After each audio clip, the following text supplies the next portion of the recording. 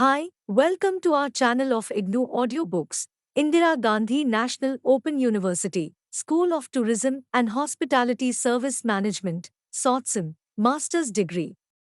Master of Tourism and Travel Management, MTTM. Semester 1. MTTM to Human Resource Planning and Development in Tourism. Unit-1 Concepts and Process of Human Resource Planning. 1.0 Objectives.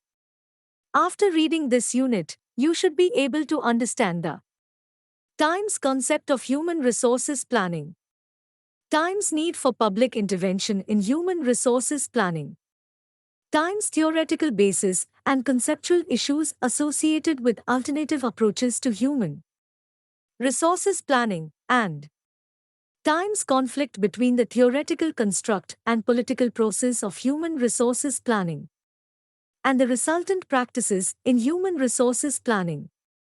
1.1 Introduction. The word resource refers to the productive power of natural goods. Human resources, therefore, the productive power in human beings. They are the ones who provide the resources and also reap the benefits of the products or services. A proper planning is required for developing and utilizing the human resources and also for recognizing the need and use of the same. Human resource planning broadly forms the action plan for developing the human resources by taking stock of the infrastructure present and required. The planning process is very vital since, unlike the material resources, human resources have the unpredictability and the mental powers of human nature to consider.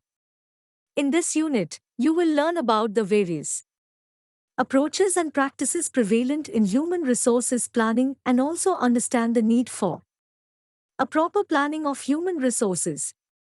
Human resource planning may be defined as a strategy for the acquisition, utilization, improvement and preservation of the human resources of an enterprise. It is the activity of the management which is aimed at coordinating the requirements for and the availability of different types of employees. This involves ensuring that the firm has enough of the right kind of people at the right time and also adjusting the requirements to the available supply. The same can be applicable at a macro level, say HRP for an industry like tourism or a government. Planning at the national level. The major activities of manpower planning include 1. Forecasting future manpower requirements either in terms of mathematical projections of trends in the economy and developments in the industry or of judgmental estimates based upon specific future plans of the company. 2. Inventorying present manpower resources and analyzing the degree to which these resources are employed optimally.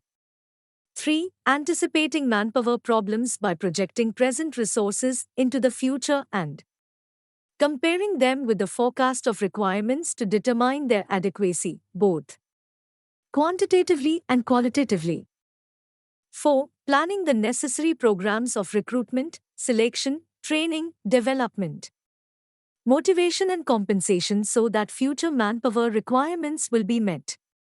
Here it must be noted that HRP is a prelude to Human Resource Development, HRD, about which we will discuss from Unit 11 onwards. 1.2 Objectives of Human Resource Planning. The objectives of human resource planning are mainly A. To ensure optimum use of human resources currently employed. B. To assess or forecast future skill requirements. C. To provide control measures to ensure that necessary resources are available as and when required. D. A number of specific reasons for attaching importance of manpower planning and forecasting exercise are to times link manpower planning with organizational planning, times determine recruitment levels, times anticipate redundancies, times determine optimum training levels, times provide a basis for management development programs, times cost the manpower in new projects. Times assist productivity bargaining. Times assess future accommodation requirements. Times study the cost of overheads and value of service functions. Times have a competitive edge over other service providers, and times decide whether certain activities need to be subcontracted, etc. These objectives are relevant for any type of tourism firm, though as per its specific requirements. The firm may add more to it, like meeting the increasing demands of tourists, providing right service at the right moment, or meet the demand of changing trends and fashions in tourism. 1.3 Concept of Human Resources Planning. Planning is a process of preparing a set of decisions for action in the future. Human resources. Planning may then be interpreted as a process of preparing a set of decisions on human resources. Development for action by human resources in future. The actions required on the part of human resources are exogenous to human resources planning, and they are primarily of two types. Times availing the employment opportunities generated by the technologies in vogue in the process of economic development, and times evolving new technologies to aid the process of economic development. Given the pattern of growth in population, labor force, and hence the human resources, there are three types of investments which have the potential to contribute to human resources development. They are investments in times health and nutrition, times social and economic equity, and times education. The first two types of investment can only contribute to the accumulation of human beings in terms of health, physical capacity to work, and socio-economic status. As an economic asset, human capital, i.e., a mature human being, is similar to unimproved land that has been protected from destruction by fire and erosion. It is the education and training directed towards development of skills in human beings that change the future asset value, productivity, and earning power of human beings. This is the human capital approach to human resources planning, which attaches prime importance to investment in education, training, and retraining as a means of human resources development. In a broader sense, thus, human resources planning and educational planning are almost synonymous. 1.4 Need for human resources planning. Education and training being the dominant dimension, human resources planning essentially involves making conscious decision with regard to education to facilitate future actions regarding participation of human resources in economic development. The natural question that arises is that should policy planners make such decisions? Can the market mechanism involving employers as users of human resources and students and their parents as suppliers of human resources not make such decisions?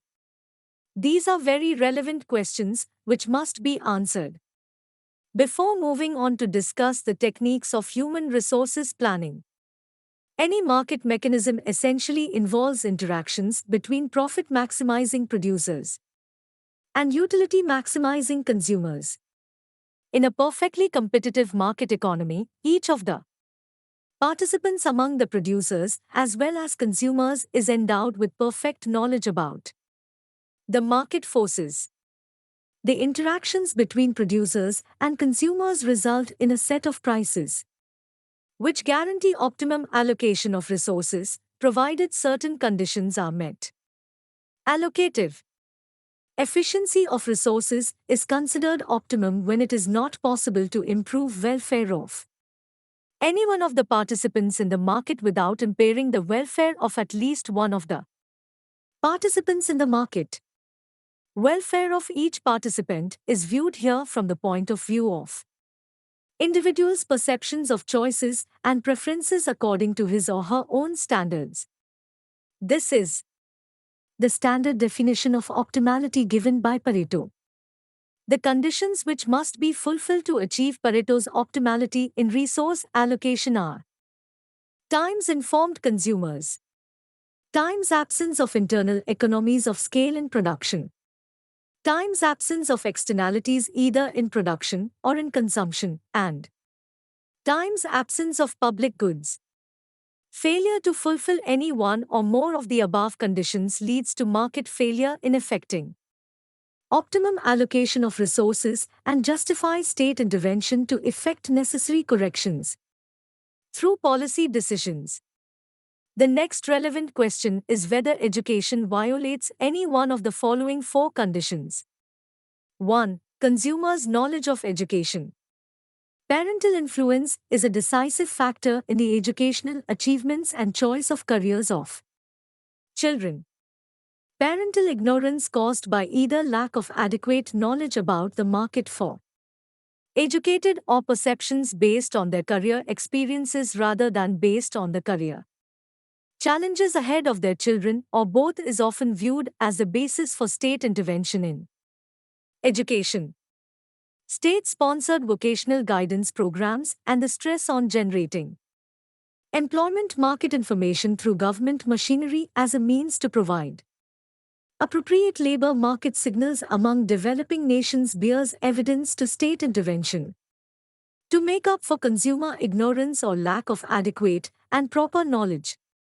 2. Scale economies in production and education.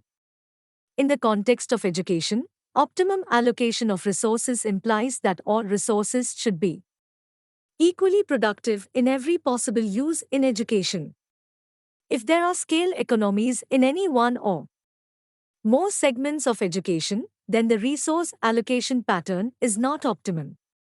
Available empirical evidence based on studies relating to American urban schools and private colleges, British universities, and Indian technical education colleges and polytechnics supports the belief that scale economies do exist in educational system and that resource allocation within education system is not necessarily optimum.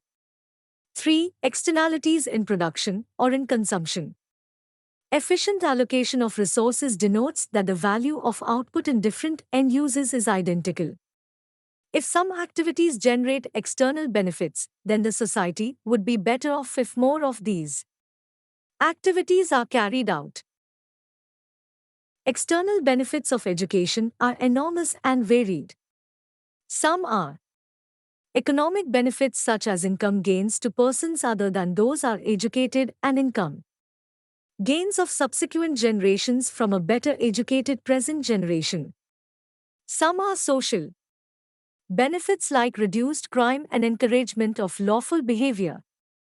And others are the cultural benefits such as widening of intellectual horizons and increased interests in cultural pursuits. It is the presence and recognition of these external benefits of education which have supported state intervention in education as a means of maximizing the external benefits of education to the society. 4. Public good. Public goods are generated by such economic activities whose benefits or losses cannot be assigned to any single individual. They belong to the society as a whole, and their consumption is necessarily joint and is equal among all individuals in the society. As a result, the market mechanism is powerless to induce anyone to reveal their preferences for public goods. It is thus difficult to establish optimum quantity of public goods, and the quantity to be provided can only be determined through deliberate policy decision based on non-economic objectives. Existence of public goods is thus a case of state intervention. The advocates of education as a public good rested their case more often on non-economic objectives of education than economic considerations underlying conditions essential to achieve Pareto optimality in resource allocation to education. The three non-economic objectives which are of prime importance are times equality of educational opportunities, times social cohesion, and times socialization function of education. Parental choice, particularly in a developing economy with a diverse socio-economic structure, can neither guarantee optimal use of resources nor has the potential to meet the non-economic objectives. State intervention in the planning and development of education is thus imperative. 1.5 Need for human resources planning in tourism. Tourism is an industry which is very much dependent upon the human resources. Tourism is not just visiting a destination but also about the services provided to a tourist at the destination. The service providers are, of course, the human resources. The tourist views perceives a destination by connecting the service received, local behavior, and the destination attractions. So the positive or negative feedback about a destination depends very much on the people interacting with tourists. One might argue that tourist is motivated to visit a place by the presence of a historical or present-day architectural splendor, or maybe natural or man-made attraction.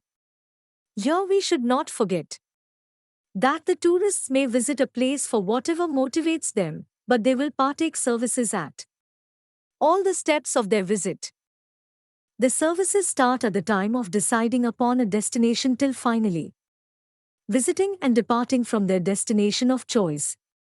The services would be that of a travel or tour operator, probably staff of airlines, railways or roadways, services of the staff of a hotel or any lodging place, help for sightseeing or eating or shopping, etc.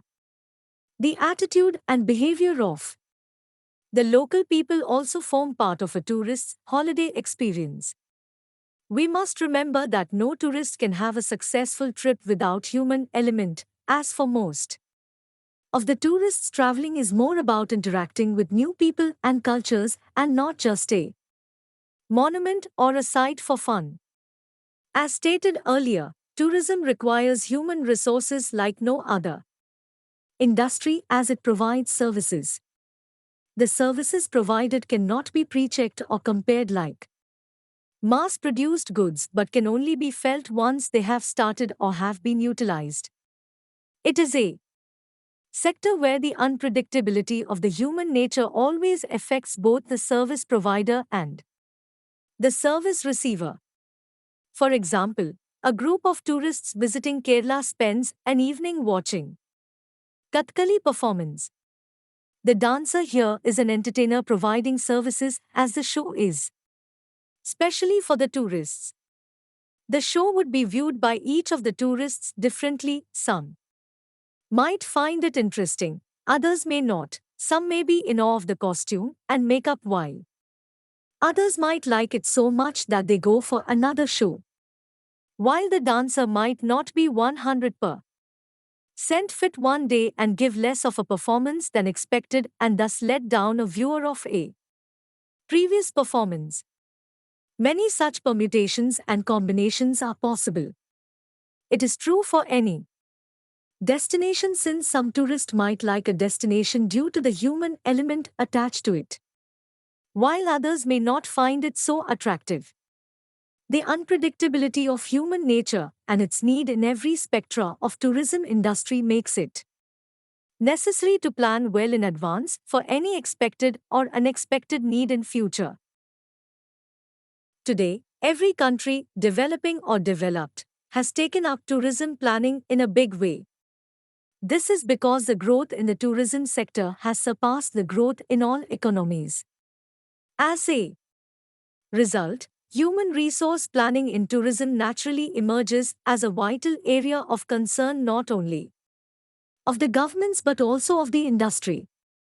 In most of the cases, the governments and industry have joined hands together, but as far as the developing countries are concerned, not much investments have been made by the tourism industry in this area, and still there is a large dependence from the government's efforts and initiatives as far as human resource planning and development are concerned. A crucial question to be asked here is, why do we need improvements in HRD standards and why is HRP necessary in tourism? Well, A variety of reasons can be given as an answer to these queries. Job opportunities in tourism are integrated with economic development, and practically all countries have adopted a national strategy for employment generation, tourism being a vital area in this regard. Times, times, times, times, times, times. Because of the emergence of the tourism as a tool for economic development and foreign exchange earner, it also has become a highly competitive area. All countries and destinations have been trying hard for building the destination image in the market and influencing the destination choice of tourists. This in any case is very closely related to the facilities and the level of services available at any destination. Hence, HRD and HRP. Hospitality itself has become a product in tourism, and hence, a certain amount of quality and standards are to be ensured. This again is possible only through HRP and HRD. Emergence of special forms of tourism has led to the demand for specialized skills. Adventure guides, island and beach guides, special wildlife guides, etc. are examples in this regard. Tourists are becoming too demanding and want full value for the money spent. Hence, over attention to HRP and HRD. In order to survive in a highly competitive market, improvement in skills, training, and retraining is necessary, for it is a quality in services which can act towards having repeat visitors. It is interesting to note that the need for HRP and HRD is not to be confined in relation to the skills of the service providers alone, but it is very important that the planners and officials who carry out the plans should themselves be highly trained. Besides, while planning for human resources in tourism, one will have to take into account whether the approach is to be supply-driven or market-led. What are the employer's demands in terms of training needs? Should they be routine or innovative? What are the employee's needs in terms of training or retraining, or how they perceive while on the job? Do employers show interest in training or retraining of the employers, or they are empathetic to it, etc. are some of the questions that have to be constantly addressed upon while planning and developing human resources in tourism. 1.6 Approaches to human resources planning. On the theoretical plane, there are three options to any educational planner. The first option is to treat education as a consumption good and demand for education as an aggregate of individual consumers' demand for schooling, and to provide facilities for education and training accordingly.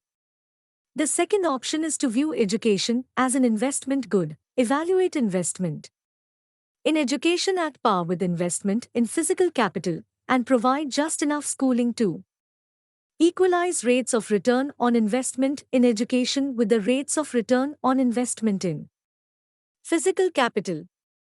The third option is to consider skilled manpower as basic input to production of goods and services within the economy, assess the skill requirements to achieve any predetermined economic growth target, and to gear the expansion of educational system to provide the needed education and training.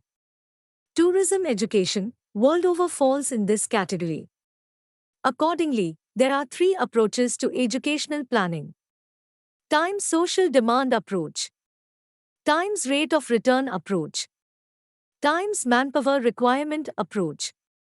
1.6.1 Social demand approach. The social demand approach relies on an assessment of society's requirement for education. In principle, it is an aggregate of demand for education in respect of all individuals within the society. It is not always possible, particularly in large societies, to assess individual demands for education. In practice, therefore, social demand approach relies on projection of past trends in Demographic aspects of population and the enrollment at different levels of education. Social demand approach is thus capable of revealing the number of students with different types of professional preparation that may be expected by a given target data based on past experience. Projections of social demand for education are contingent upon given levels of times incomes of educated people, times tastes and preferences of households for education, times demographic characteristics such as fertility and mortality, times direct costs of education, times student grants, and times existing standards of admissions to various levels of education. Added to these constraints, there are the perennial problems associated with the database on demographic aspects at disaggregated levels such as district, block and village, and data on wastage and stagnation in education, and intensity of utilization of existing educational facilities. Social demand approach thus suffers from the difficulties associated with any futurological exercise. 1.6 Point rate of return approach. Critics of social demand approach argue that the decision to choose more or less of education beyond a legal school learning age is made by an individual who attaches a positive value to the present and the future benefits of education. Aggregate of individuals' demand for education, which is construed as the social demand for education, should then be based on an aggregate of individuals' assessment of benefits of education reflecting the social benefits. This brings us to the rate of return approach to education.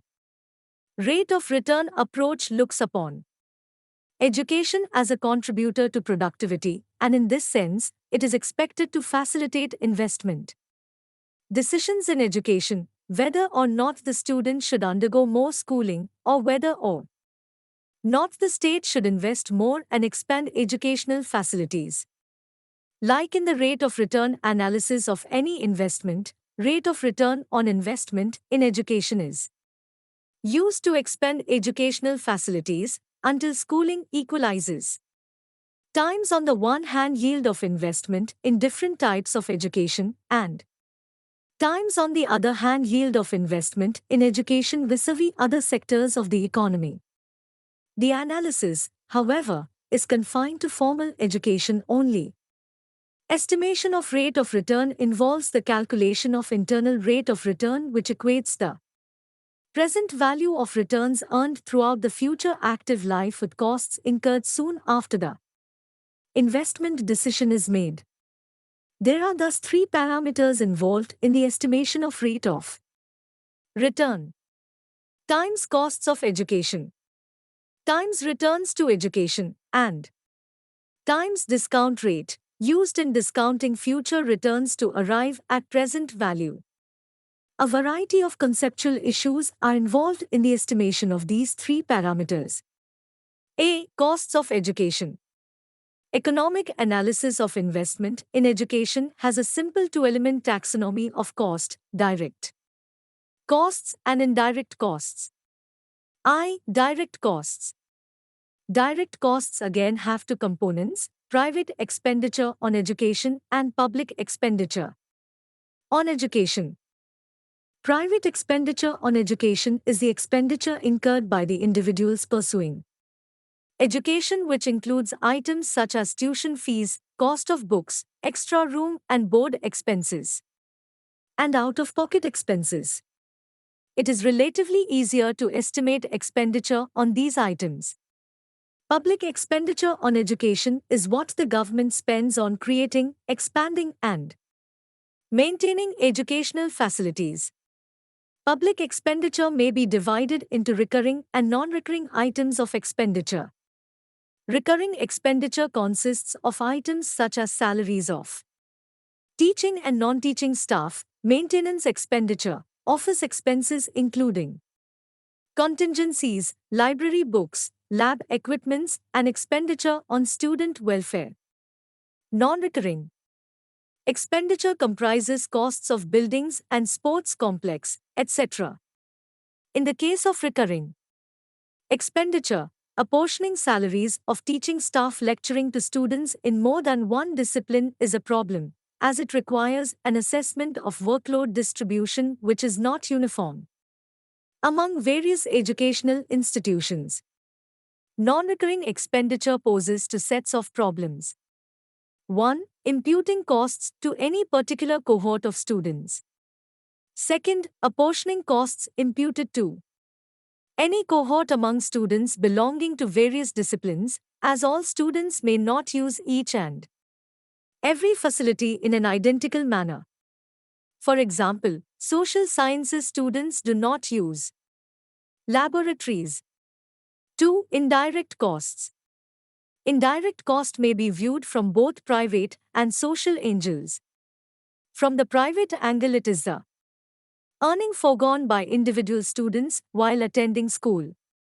There are a variety of conceptual issues involved in estimating earnings and is attributing it to a particular level of education which will be discussed later.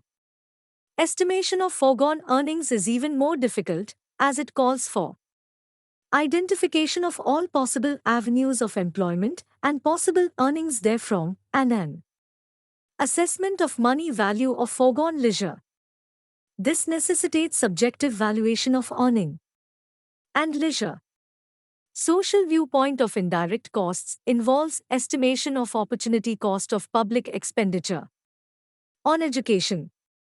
There are no standard procedures in the estimation of social indirect costs. B. Returns to education.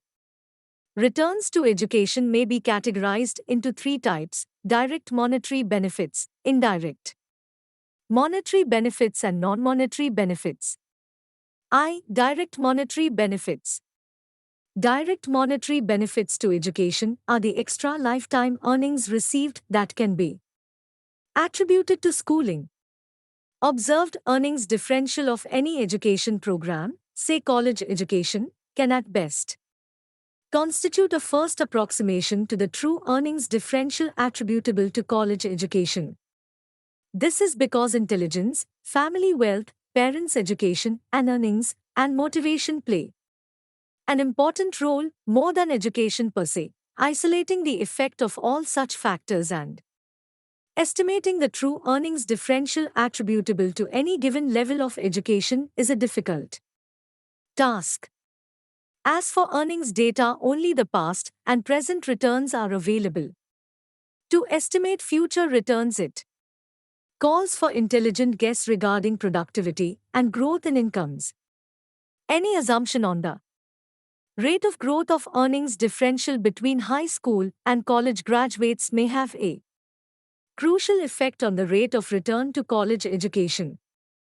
Computation of lifetime earnings also necessitates adjustments for education-specific unemployment and mortality rates, which is a difficult task as no data exists in this regard.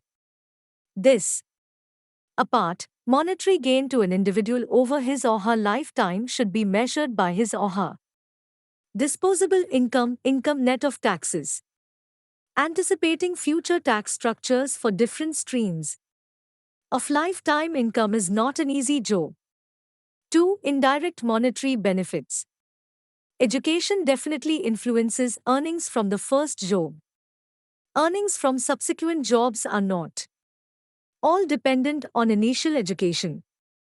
Rather, they are dependent on the skills and experience acquired through on-the-job training and other in-service training.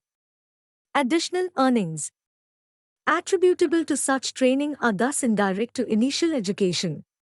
Such training, however, is dependent on initial level of education, although the nature of on-the-job in-service training received need not necessarily be the same for all individuals with identical initial education. Isolating the effect of such training on future earnings from the lifetime earnings to a given initial education, in computing returns to a given level of education, is a difficult job. Human capital in an educated employee is often used to increase the productivity of coworkers. For example, an educated employee may improve production techniques and office procedures, which may improve the efficiency of all other workers and lead to an increase in the overall productivity. Corrections should, therefore, be made to add the productivity-related earning gains of all the lesser educated who may benefit from the education and skill of the workers who causes improvement in production, as the benefits to other workers are indirect byproducts of education, and such benefits are not captured by the recipients of education. If the meaning of private returns is extended further to include all benefits received by the recipient's family, then there are other forms of indirect monetary benefits such as times childcare services. During the period the child is at school, the parents have free time to further their economic interests, and times generational transmission of education. Educated parents facilitate inherited aptitude for schooling among their children and effective home instruction, which saves expenditure on private tuition.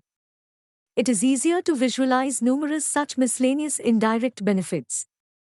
The problem, however, is that of quantifying monetary gains from such benefits. 3. Non-monetary benefits. There are some non-monetary benefits which accrue to the individual pursuing education. Education may, for instance, alter and modify tastes, preferences, and outlook, leading to cultural upgradation. Likewise, education may facilitate individuals to take up more satisfying job with higher prestige and greater independence, and less of stress and strain. Many other non-monetary benefits of education are not captured by the educated individual. Rather, they benefit the society. These benefits are categorized as externalities. The educated mind is trained to inquire and question, and not to accept authority by default. This aspect of education is expected to strengthen democratic principles and reduce the chances of losing collective and individual freedom of the society. Likewise, education causes better understanding and appreciation of the importance of health and hygiene, thus leading to improved health standards of the society at large. Proponents of education even argue that schooling reduces crime and improves social order. Education causes quality improvement in labor. Given other factors of production, including the physical capital endowments, growth of the economy can come about only through improvements in the quality of labor. Education thus contributes to economic growth. Non-monetary benefits of education are all qualitative in nature. They are not amenable to quantitative measurement. While the costs of education are incurred at the beginning, returns to education accrue over the lifetime. In the computation of internal rate of return, which is used as a criteria for making investment decisions on education, there is a need to discount future returns to arrive at their present value. Rate of return to education thus crucially depends on the discount rate used for discounting future returns. In the case of private returns, the discount rate could be times either the rate of interest at which an individual borrows for financing education, times or the rate of return from the best possible alternative to investment in education. Hence again, there are a number of possible alternatives, and there is no objective criterion for making a choice among the alternatives. Choosing a discount rate in respect of social returns is even more complicated. This is because, apart from economic criteria, welfare considerations also enter the calculus to the determination of an acceptable social rate of discount. Apart from the conceptual issues associated with the parameters involved in the estimation of rate of return to education and difficulties associated with the availability of data, there are a number of other limitations associated with this approach. The primary limitation is the indeterminacy of the signals it generates for educational planning. Rate of return analysis is only indicative of relative priorities. It does not facilitate value judgment among different projects in the priority ordering. In particular, when it comes to making a choice among non-comparable projects, rate of return approach is an extremely defective tool.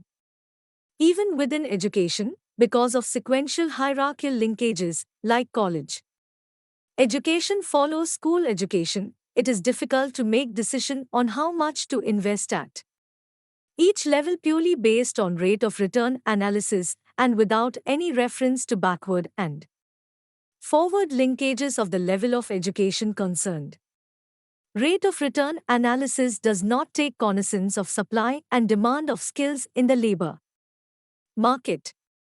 Excess supply, or excess demand, is likely to cause distortions in the occupation education profiles and hence affect the lifetime earning profiles. These distortions are likely to vitiate the signals made available by rate of return analysis, which may ultimately lead to a wrong set of choice in education. To an economist, education is only a screening device in analyzing the process of human capital formation. Even here, there is no unanimity among scholars with regard to the filtration function of education.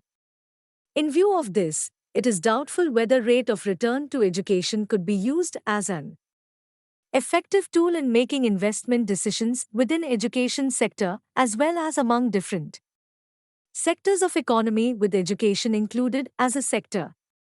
1.6.3 Manpower Requirements Approach. The fundamental axiom of manpower requirements approach is that there is a definite link between education and economic growth, and that lack of skilled manpower in required numbers impedes growth. In this approach, an attempt is made to forecast future requirements of educated manpower to fulfill a future target of gross national product, GNP, or specific targets of industrial production. Based on the forecasts of educated manpower requirements over a specified period, the planners would then indicate the directions of development of the educational sector over the same specified period. The basic steps involved in this exercise are as under. Times anticipating the directions and magnitude of development of each individual sector of the economy. Times evolving norms for employing manpower in each individual sector, keeping in view the technological options, present as well as future, for each sector of the economy. Times translating the physical targets for the development of each individual sector into manpower requirements using sector-specific manpower norms. Times estimating the educational equivalence of the manpower requirements. Times analyzing the implications of estimates of educated manpower requirements for educational development based on assumptions regarding enrollment rates, transition probabilities, and wastage and stagnation rates at each level of education. Limitations of manpower requirements approach. The first limitation is that the approach assumes that educated manpower of different types are used in fixed proportion and that there are no substitution possibilities among the various categories of educated manpower. The second limitation is that it postulates a definite link between an industrial task and an educational level. Prices, either in terms of cost of producing educated manpower or in terms of salaries and wages of educated people, do not play any role in matching demand with supplies of educated manpower in this brand of educational planning. This makes good sense in formal education, and training is the only means of producing educated manpower. If there are alternative ways of producing a given category of skilled manpower, then prices play a significant role, and manpower requirements approach fails to take cognizance of this aspect. In the tourism context, it has been observed that most of the manpower have reached high levels through on-the-job training and such other informal training in the requisite skills.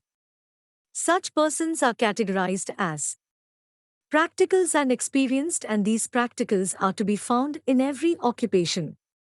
The crucial limitation in all forecasting exercises is the assumption about the distant unknown future. Any error in judgment, in this regard, will seriously affect manpower balances at a later date, resulting in either excess supply or excess demand. In the context of educational planning, excess demand is relatively easier to manage. Excess supply, on the other hand, leads to serious economic and sociological problems which are often difficult to deal with. 1.7 Practices in Human Resources Planning. Educational planning essentially aims at improving the quality of manpower resources in the country. The benefits to the economy from educational planning are thus indirect and intangible. Planning in other sectors of the economy have tangible benefits and hence contribute directly to the growth of the economy. It is this aspect of the education sector which has led to a bias against the education sector in macroeconomic planning exercises among many developing nations. The practices in planning indicate that other sectors of the economy covertly and overtly claim higher priority in the thinking of planners. Also, it is in the nature of projects in other sectors of the economy that once they are started they will have to be completed so as to be of any use to the economy. Projects in education sector, on the other hand, can either be postponed or left incomplete. For example, an incomplete irrigation dam cannot be of any use to the economy, while school buildings without roof, without a blackboard, or without teacher in some cases can be put to use by the society through improvisation. As a result, education seems to have residual claim to the planned resources. The interaction between technical inputs to educational planning based on well thought out dictates of planning and the political process of planning often results in the statement of monetary resources available to education sector as a whole which need to be allocated to different subsectors of education. Added to this, lack of effective monetary device in education, resulting again from the inadequacy of financial resources to education, often causes divergence in the implementation of monetary plans for education from the physical plan for education. In the process, it may even result in the distortion of physical priorities within the education sector. Decision-making with regard to education sector development, in practice, has been such that the essence of the ritual of educational planning is honored more in its breach than in its observance. Yet, many developing countries go through these rituals at definite intervals. In view of the qualitative aspects which predominate educational planning decision, it appears that comprehension of quality as a variable and its mannerability is better facilitated at micro-level. There is thus a case for decentralized planning with regard to education sector. 1.8 Summary.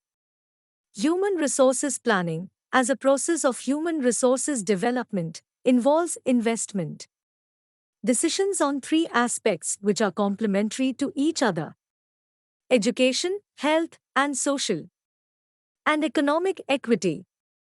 Education has undoubtedly been the dominant aspect. Human resources planning has, therefore, been treated as synonymous with educational planning. Educational planning involves both private and public investments. Yet, public investment decisions have dominated educational planning exercises in almost all the countries. This is because of labor market imperfections and failure of the market mechanisms to facilitate optimal investment decisions in education.